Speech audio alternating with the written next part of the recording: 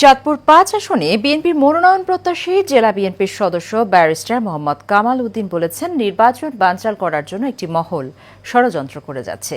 সেই ষড়যন্ত্র মোকাবেলা করে আগামী দিনে বিএনপির নেতৃত্বে সরকার গঠন করে একটি সুন্দর রাষ্ট্র নির্মাণ করা হবে।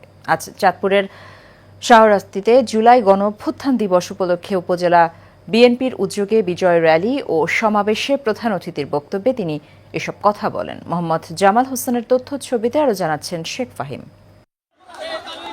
জুলাই গণঅভ্যুত্থান দিবস উপলক্ষে চাঁদপুরের শাহরাস্তি উপজেলার দোয়াভাঙ্গা থেকে জেলা বিএনপির সদস্য ও আগামী জাতীয় সংসদ নির্বাচনে চাঁদপুর ৫ আসনে ধানের শীষের মনোনয়ন প্রত্যাশী ব্যারিস্টার কামাল উদ্দিনের নেতৃত্বে বিজয় র্যালি বের হয়। র্যালিটি প্রধান সড়ক প্রদক্ষিণ করে ঠাকুরবাজার কালীবাড়ি হয়ে উপজেলা পরিষদ মাঠে গিয়ে শেষ হয়।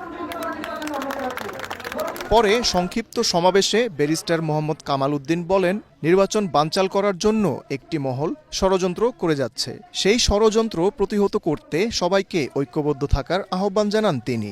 নির্বাচন বানচালের জন্য সেই পরাজিত শক্তি, বেশিবাদী শক্তি আবার বিশৃঙ্খলা সৃষ্টি করতে পারে।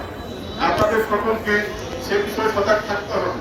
নিজেদের মধ্যে যেন মত পার্থক্য থাকে, মত বিরোধ না থাকে। আমরা যারা এই স্বৈরাচার সরকারের বিরুদ্ধে আন্দোলন করেছি, অন্যান্য দল সহ আমাদের মধ্যে যারা মত ঐক্য না হয় সেদিকে খেয়াল রাখতে হবে।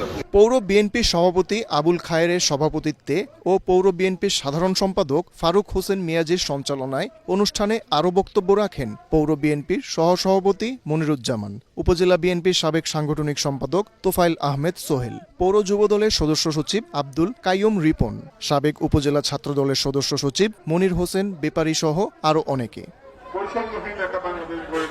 Sheikh Fahim, Asian television. এবারে বাণিজ্য সংবাদ।